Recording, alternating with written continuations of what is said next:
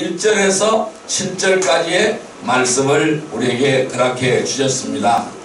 오늘 같이 은혜 받고자 하는 말씀은 예수님은 나에게 누구신가요? 라는 제목으로 은혜를 나누고자 합니다. 우리 옆 사람 인사하십시다. 오늘 큰 은혜의 시간 되십시다.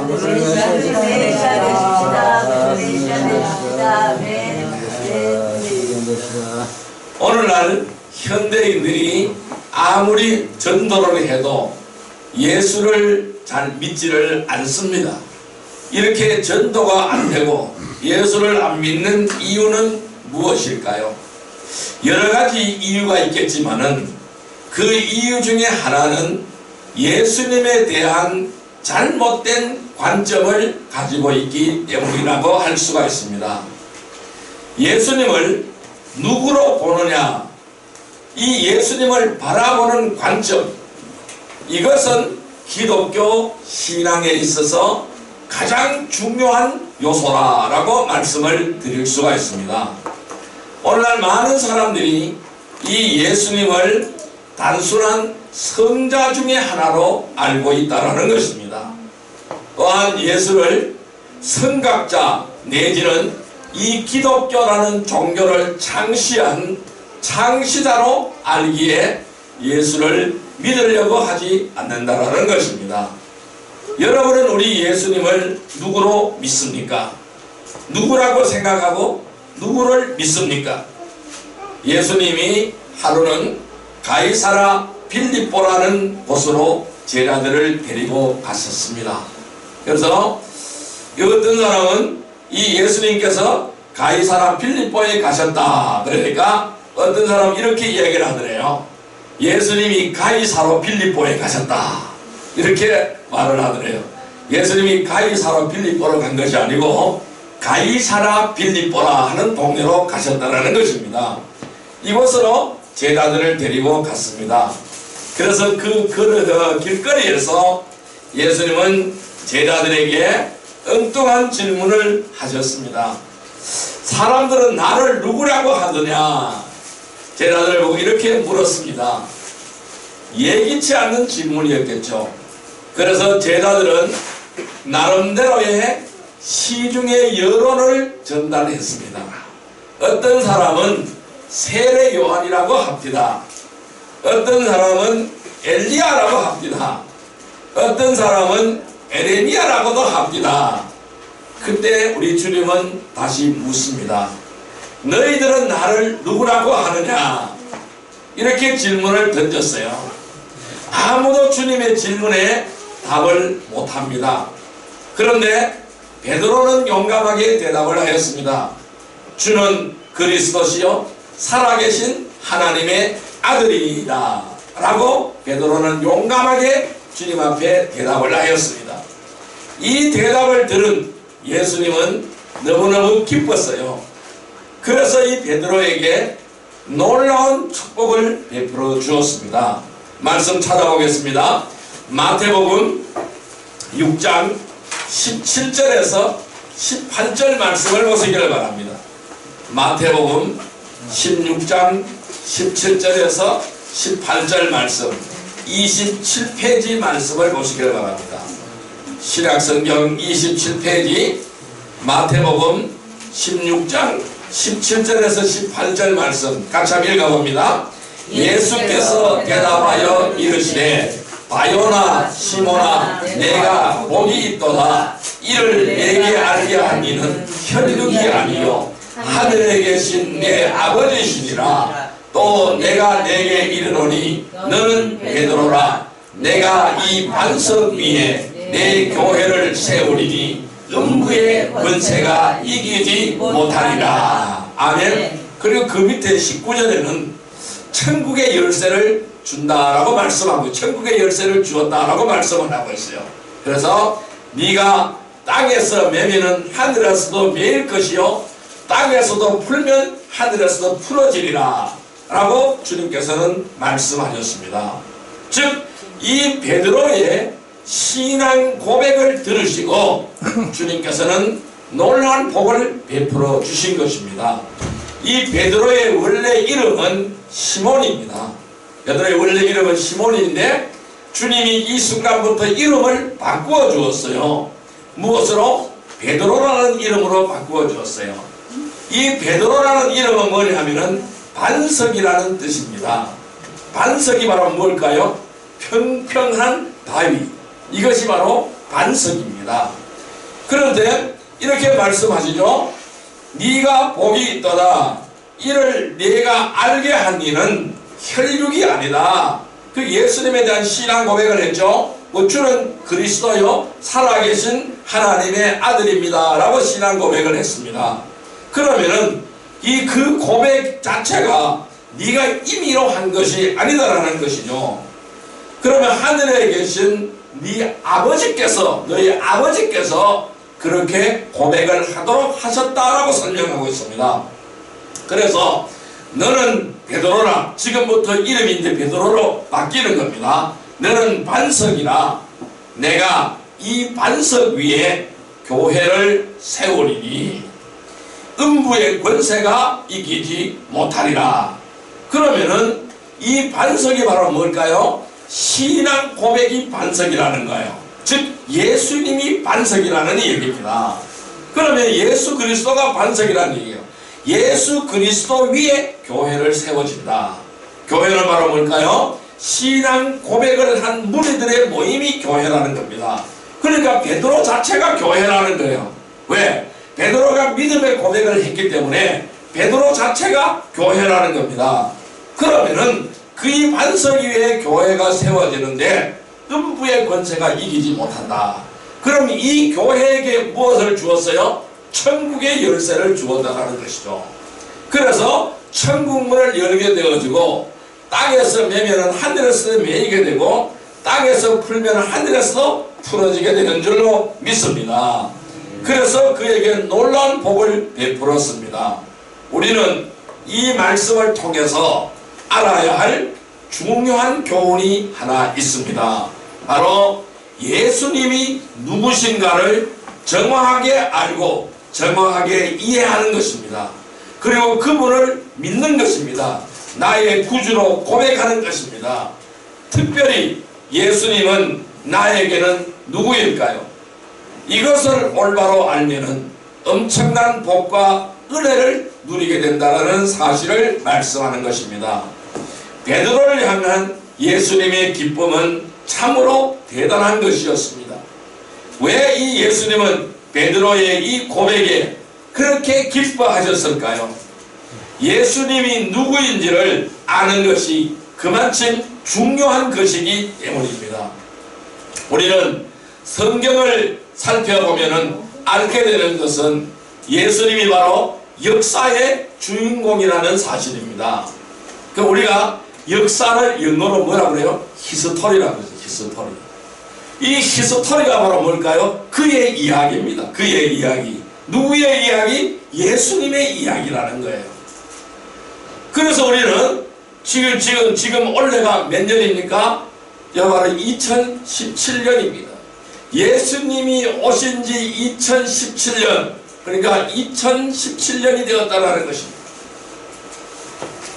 그러니까 이 역사는 예수님의 이야기라는 겁니다. 그래서 우리가 예수님이 누구인지 아는 것이 그만큼 중요하다는 것입니다. 우리가 이 예수님은 역사의 주인공이시고 우리 인생의 주관자이시고 그렇다는 것을 알게 되면은 이 예수님을 누구로 믿고 섬기느냐 하는 것은 우리 신앙의 핵심이라는 것입니다. 우리가 예수님의 탄생을 기뻐하면서 즐거워하고 있습니다.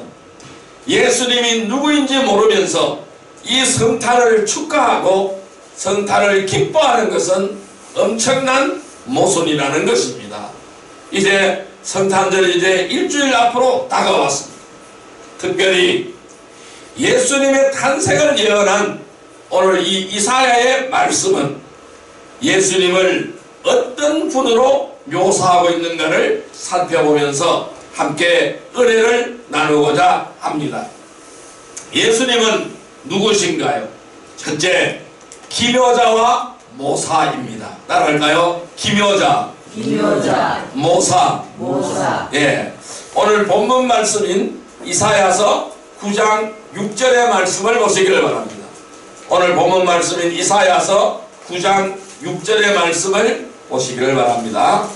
978페이지 이사야서 9장 6절 말씀, 같이 읽습니다. 이는 한 아기가 우리에게 낳고 한 아들을 우리에게 주신 바 되었는데 그의 어깨에는 전사를 메었고 그의 이름은 기묘자라 모사라 전능하신 하나님이라 영존하시는 아버지라 평강의 왕이라 할 것임이라. 아멘. 자, 이 말씀은요, 예수님은 인성을 초월하신 기이하신 분이심을 말해주고 있는 것입니다. 여기 기묘자라 그랬어요. 기묘자. 여기서 기묘가 무엇일까요? 기묘라는 말은 신비하다, 놀랄만하다 라는 뜻을 가지고 있는 단어가 되겠습니다. 이 기묘라는 것은 신비하다라는 거예요. 놀랄만하다는 뜻입니다. 다시 말한다면은 예수님께서는 너무나 위대하고 신비로워서 우리가 다 이해할 수 없고 설명할 수도 없는 분이라는 그러한 뜻으로 기묘자라는 단어를 쓰게 된 것입니다. 우리가 이 예수님은 우리의 지혜와 지식으로는 다 이해할 수 없는 분이십니다. 왜 그럴까요? 말씀이 육신이 되어서 우리에게 오신 분이기 때문에 그렇습니다. 말씀이 육신의 몸을 입었습니다. 또 하나님이 인간의 몸을 입고 우리에게 오셨습니다. 그것도 어떻게 오셨느냐? 하나님이 우리에게 오시는데 부귀 영화를 가지고 오신 것이 아니고 비천한 마구간에 오셨습니다. 이것을 생각한다면 놀랄 수밖에 없습니다. 그래서 기묘하다라고 설명을 하고 있는 것입니다. 그 다음에 모사라는 단어가 등장하고 있습니다. 이 모사라는 뜻은 영어 성경에 보면은 카운셀러로 번역이 되어져 있습니다. 이 원어의 뜻은 정확하게 선비, 상담가라는 뜻을 가지고 있습니다. 그래서 그 말을 풀어서 설명을 드린다면은 무슨 일이든지 의논해서 옳게 지도하는 분이시라는 뜻이 되겠죠. 왜 그럴까요? 그분은 지혜가 풍성하신 분입니다. 언제나 우리를 옳은 길로, 최선의 길로 지도하고 인도하시는 분이시는 것이죠. 그래서 우리의 인생에 완전하신 상담가 되시는 분이십니다. 그래서 이 우리 인생의 완전한 카운셀러가 되시는 분이 바로 예수님이시다라는 말씀입니다. 예수님은 우리의 상상을 초월하시는 놀라운 존재입니다. 더 나아가서 우리의 인생을 복된 인생으로 만들어주시는 상담자요, 카운셀러요, 동시에 변호사인 줄 믿습니다. 그러기에 저와 여러분은 주님 앞에서 우리 인생의 고민의 붓다리를 풀어놓아야 될 줄로 믿습니다. 그래서 주님은 오늘 우리에게 이렇게 말씀합니다. 수고하고 무거운 짐진 자들아 다 내게로 오라. 내가 너희를 쉬게 하리라 라고 말씀합니다. 우리 주님 앞에 나와서 인생의 모든 짐을 내려놓으시길 바랍니다. 아멘. 그러면 주님께서 다 해결하여 주시는 줄 믿습니다. 아멘. 그분은 인간으로서는 다 이해할 수 없는 신비한 능력을 소유하고 있습니다. 그럴 수 있는 것은 그는 신성을 소유하였기 때문에 그렇습니다. 하나님이기 때문에 그렇습니다. 병자를 일으켰고 죽은 자를 살리시고 또 당신 스스로도 죽었다가 다시 살아나시는 놀라운 권세의 주인이시라는 것입니다. 그래서 이 우리가 예수님께 나아가면은 모든 것이 살아나고 고쳐지고 회복되어지고 놀라운 축복의 길로 나가는 줄로 믿습니다. 아멘. 그래서 우리는 이 예수님을 단순히 4대 성자 중에 하나로 보시면은 큰 오산이라는 것입니다. 흔히들 말하는 4대 선자는 공자, 석가, 마호멧, 또 예수, 이렇게 사람들이 말을 합니다. 그들은 다 누굴까요? 공자, 석가, 마호멧은 다 누굴까요? 사람입니다. 그들과 예수님을 동일한 선상에 놓아서는 안 된다라는 것입니다. 만약 예수님이 그들과 동등된 성자 중에 하나에 불과하다면 우리는 이 예수님을 믿을 필요가 없는 것입니다. 예수님은 인성과 신성을 함께 소유한 놀라운 존재인 것입니다. 원더풀한 존재인 것입니다. 우리의 인생을 완벽하고 능력 있는 길로 인도하시는 모사인 것입니다. 기묘자와 모사가 되시는 예수님을 나의 구주로 영접하는 복된 성도가 되시기를 주님의 이름으로 축원드립니다. 아멘. 두 번째로 예수님은 누구일까요? 오늘 본문 말씀에 이렇게 말씀하시고 있습니다. 전능하신 하나님이라고 말씀하고 있습니다. 따라할까요? 전능하신 하나님. 전능하신 하나님. 네, 말씀 같이 읽어보겠습니다. 이사야서 9장 6절 말씀 같이 읽어보겠습니다. 이는 한 아기가 우리에게 낳고 한 아들을 우리에게 주신 바 되었는데 그의 어깨는 정사를 메었고 그의 이름은 기묘자라 모사라 전능하신 하나님이라 영존하시는 아버지라 평강의 왕이라 할 것입니다. 아멘. 뭐라 그랬어요? 이 바로 전능하신 하나님이라고 말씀하고 있어요. 전능하신 하나님, 그분이 우리 예수님인 줄 믿습니다. 어떻게 예수님이 하나님이신가 라는 의문을 품고 계신 분도 아마 계실 것입니다. 그는 하나님의 아들이라고 가르쳐 주셨는데 어떻게 그가 하나님, 그것도 전능하신 하나님이라는 말입니까? 의문을 제기할 수도 있습니다. 분명히 하나님의 아들이라고 말씀하는데 왜 하나님이라고 설명을 하고 있을까요? 이러한 의문을 제기할 수도 있겠죠. 그러나 그것은 하나님의 아들이라는 개념을 잘 이해하지 못해서 생긴 이 견해 차이가 되는 것입니다. 아들은 아버지와 같을 수 없다라는 것은 동양적인 사고방식입니다. 동양적인 개념이라는 것이죠. 그러나 서양적인 사고방식, 서양의 개념은 아버지와 아들은 똑같은 존재라는 것이죠. 그래서 아버지의 이름을 자식이 그대로 물려받기도 합니다. 그래서 찰스 1세, 찰스 2세 뭐 이렇게 하는 것입니다. 바로 그런 사상에서 나온 것이라는 것이죠. 그런데 우리가 살고 있는 이 동양의 부자관념은 자식은 절대로 아버지를 넘어설 수가 없습니다. 그래서 아버지는 자식이 넘을 수 없는 권세와 권위를 갖고 있는 것입니다. 그래서 아버지의 성남에 한 글자라도 건드릴 수가 없다라는 것이죠. 그래서 아들이신 예수님이 전능하신 하나님이라는 말을 하면은 신선모독처럼 들려지게 되는 것입니다. 그러나 예수님은 성부 하나님과 동등하신 전능하신 하나님이신 것입니다. 그래서 우리 하나님은 삼위일체 하나님이십니다. 그래서 하나님께서 우리에게 나타나실 때에 세 모습으로 나타나신다라는 것이죠. 첫째 모습은 아버지의 하나님, 성부의 하나님으로 나타나시고, 두 번째는 성자의 하나님, 그러니까 아들의 하나님으로 나타나신다라는 겁니다.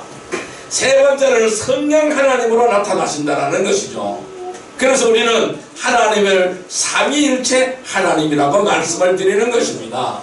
이 삼위일체 하나님은 하나님이 세 분이라는 말씀이 아니라 이 삼위일체 하나님은 한 분이신데 우리에게 하나님을 보여주실 때에 세 가지의 모습으로 보여주신다라는 것을 이해하시면 되는 것입니다.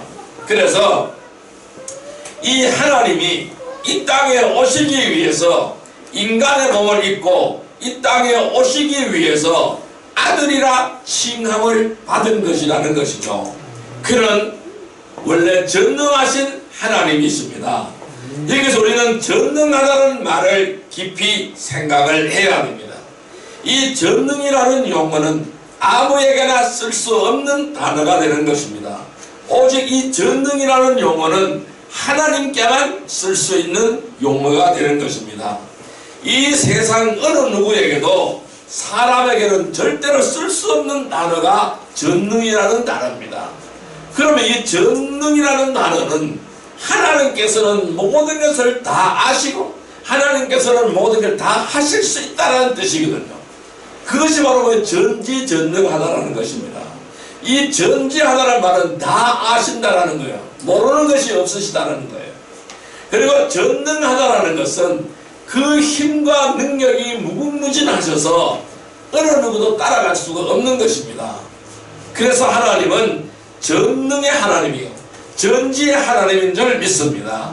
그래서 그 단어는 사람에게는 절대로 쓸 수 없는 단어가 되는 것입니다. 바로 우리 예수님이 바로 그런 분이십니다. 그는 힘과 능력이 무한하신 분이십니다. 성경에 보면은 떡 5개와 물고기 2마리로 5,000명을 넘게 배불리 먹이고도 12강조리가 남았다고 그랬습니다. 이러한 기적을 일으켰고 수많은 병자를 고치셨고 죽은 자를 살리셨습니다. 인간이 갖고 있는 모든 불가능을 가능하게 만드시는 분이 예수님인 줄 믿습니다. 그분이 바로 하나님인 줄 믿습니다. 그를 의지하며 그분 앞에 나아오는 자는 절망이 소망으로 바뀌는 줄 믿습니다. 그러기에 전지전능하신 하나님이십니다. 이 전지전능하신 하나님이신 예수님을 영접하여 소망과 능력의 삶을 사시는 복된 성도들이 되시기를 주님의 이름으로 축원드립니다. 세 번째로 예수님은 어떤 분이시냐? 영존하는 아버지십니다. 따라할까요? 영존하시는 아버지. 영존하시는 아버지. 예, 이 이사야서 9장 6절 말씀 같이 한번 읽어봅니다. 이는 한 아기가 우리에게 낳고 한 아들을 우리에게 주신 바 되었는데 그의 어깨에는 정사를 메었고 그의 이름은 기묘자라 모사라 전능하신 하나님이라 영존하시는 아버지라 평강의 왕이라 할 것임이라. 뭐라 그랬어요? 영존하시는 아버지라 그랬어요. 영존하시는 아버지. 영존이 바로 뭘까요? 영원히 존재한다라는 뜻입니다. 우리가 믿는 예수 그리스도, 그런 영원히 존재하시는 아버지라는 뜻입니다. 하나님이 영원히 존재한다라는 것에는 우리 모두가 이해를 할 것입니다. 그러나 그가 아버지라고 하신 것은 깊은 생각과 이해를 가져야 할 것입니다. 왜 성경은 하나님을 아버지라고 말씀하고 있을까요? 이 아버지는 생명의 근원이기 때문입니다. 나에게 생명을 주신 분이기 때문에 우리는 아버지라고 부릅니다. 또 우리가 육신의 아버지한테 왜 아버지라고 부릅니까? 생명을 주신 분이기 때문에 아버지라고 부르는 것입니다. 또 아버지는 보호자입니다. 보호자이기 때문에 아버지라고 부르는 것입니다. 또 이 아버지는 공급자이기 때문에 아버지라고 부르는 것입니다. 우리 예수님도 우리에게는 생명의 근원이십니다. 그래서 주님이 말씀하신 생명을, 이 생명의 말씀을 우리는 이해해야 된다는 것이죠. 그래서 주님은 이렇게 말씀합니다. 나는 길이요 진리요 생명이니 라고 말씀하고 있습니다. 나는 길이요 진리요 생명이라고 말씀하고 있습니다. 그러니까 나를 믿지 않고는 아버지께로 갈 자가 없다라고 말씀하고 있는 것입니다. 그래서 우리 주님은 길인 줄 믿습니다. 우리 주님은 진리인 줄 믿습니다. 우리 주님은 생명인 줄 믿습니다. 또한 우리 예수님은 우리의 보호자가 되시는 분이십니다. 그래서 우리를 성령으로 지금도 지켜주시고 보호하여 주시는 것입니다. 또한 지금 이 순간에도 천군 천사를 동원하여 지키시며 보호하심을 믿으시기를 바랍니다. 저 이 나라도 한번 생각해 보십시오. 저 북녘 땅에 이 붉은 무리들이 이 땅을 침략하지 못해서 안달을 하고 있습니다. 그렇지만 하나님께서 막아주시고 있어요. 어떻게 해요? 이 155마일 휴전선을 천군 천사를 동원해서 이 나라를 지키고 있기 때문에 우리는 안전하게 살 수가 있는 것입니다. 우리를 천군 천사를 동원하여 지켜주시고 보호하심을 믿으시기를 바랍니다. 그 보호는 일시적인 한계가 있는 보호가 아닌 것입니다. 그의 보호는 영원하신 것인 줄 믿습니다. 우리가 천국 입성할 때까지 계속해서 우리를 지켜주시고 보호하는 줄 믿습니다. 여러분, 이 육신의 아버지 어머니는 한계가 있습니다. 세월이 부모의 능력을 다 빼앗아가 버립니다. 또한 형편과 처지 때문에 한계 상황을 갖게 되는 것입니다. 그래서 계속해서 지속적으로 이 부모가 자식을 보호해 줄 수가 없다라는 것이죠. 그러나 우리 예수님은 달라요. 끝까지 인도하시고 보호하신 줄 믿습니다. 그러나 염려하지 마십시오. 우리의 하나님 예수 그리스도, 그는 우리를 위하여 당신의 목숨을 십자가에 버리신 분이십니다. 나 같은 이 미련한 자를 위해서 온갖 사랑을 다 쏟아부으신 분이십니다. 그분은 한순간만의 아버지가 아닌 것입니다. 영존하시는 아버지인 것입니다. 영원히 나와 함께 존재하시는 아버지인 것입니다. 이 영존하시는 아버지, 그분을 의지하고 살아가는 복된 성도들이 되시기를 주님의 이름으로 축원드립니다. 네 번째로는 주님은 누구실까요? 평강의 왕이라고 말씀하십니다. 자, 우리 이사야서 9장 6절 말씀 다시 한번 읽어봅니다.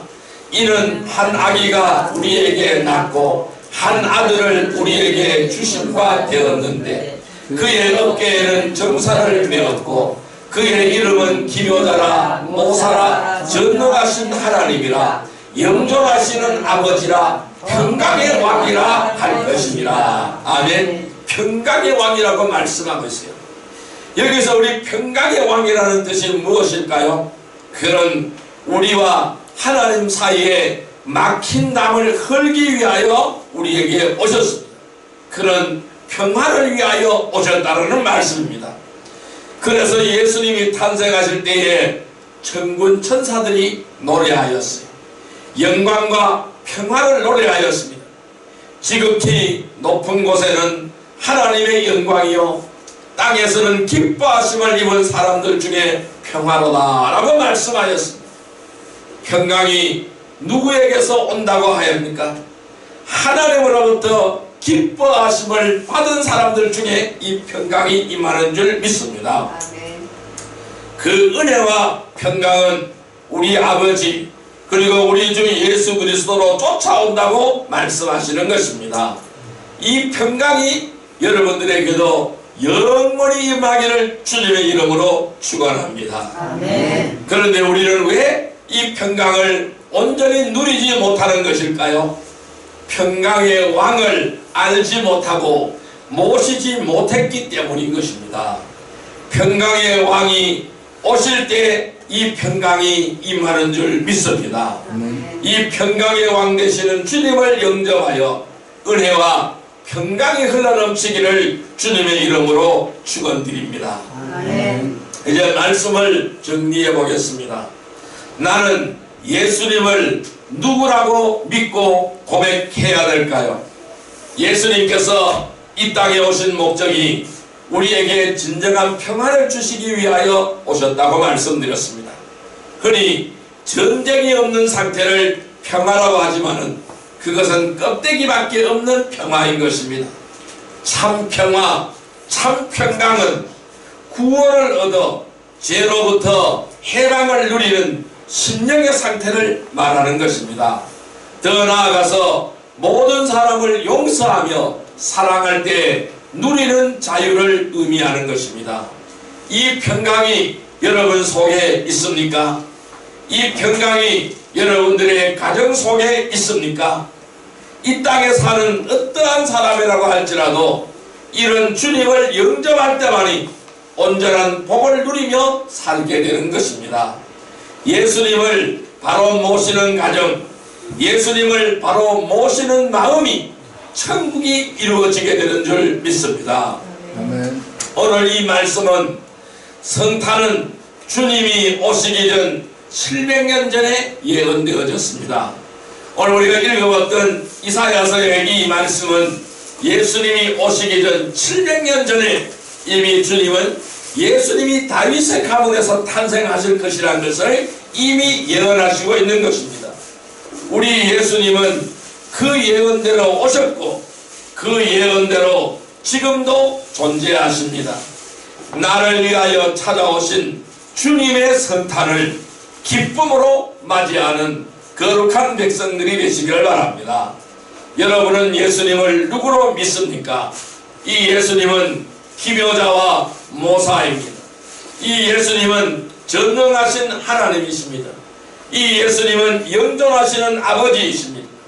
이 예수님은 평강의 왕이십니다. 베드로처럼 나를 구원하시기 위하여 찾아오신 이 예수님을 올바르게 알고 믿고 고백하며 기쁨으로 성탄을 맞이하는 복된 성도들이 되시기를 주님의 이름으로 축원드립니다. 아멘. 기도드립니다. 사랑과 은혜의 아버지 하나님 감사합니다.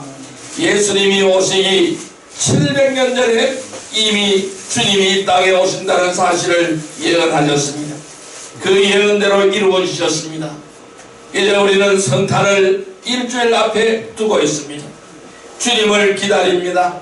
나를 구원하시기 위하여 찾아오신 그 예수님을 올바르게 알고 믿고 고백하며 이 참된 평안을 누리기를 소망합니다. 성탄이 나에게 복된 성탄이 되어지기를 간절히 기다리기를 사모합니다. 오시옵소서. 주님을 맞아들이기를 원합니다. 주님을 나의 구주로 믿고 고백하기를 원합니다. 온전히 주님과 함께 동행하는 거룩한 삶들이 되게 하여 주옵소서. 예수님의 이름으로 감사하며 기도드리옵나이다. 아멘.